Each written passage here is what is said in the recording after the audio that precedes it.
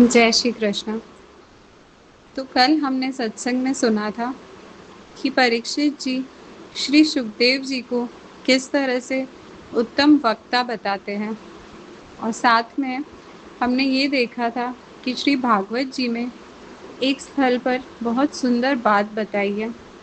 वो ये है कि भगवान भक्त के अंतःकरण में विराज कर वाणी को किस तरह से बहाते हैं।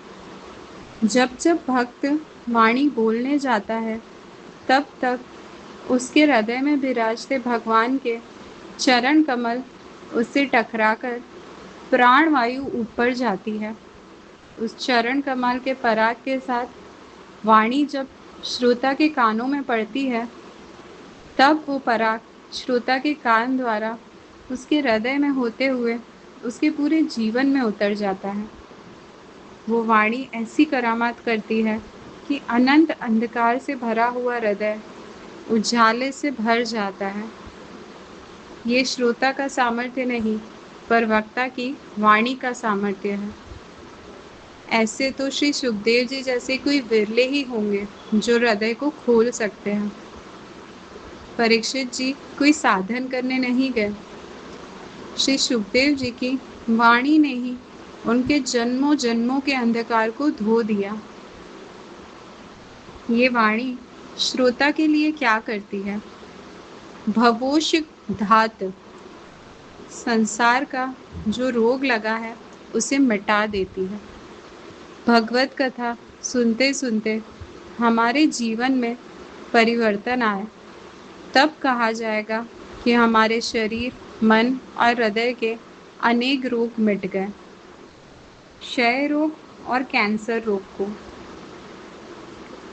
निवारण सरल है, पर भव रोग मिटाना बहुत मुश्किल है।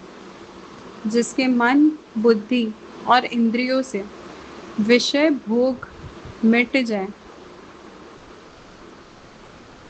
उसे संसार रोग और भव रोग मिटना कहा जाएगा। ये संसार रोग मिटाने के लिए भागवत की कथाओं का आयोजन किया जाता है।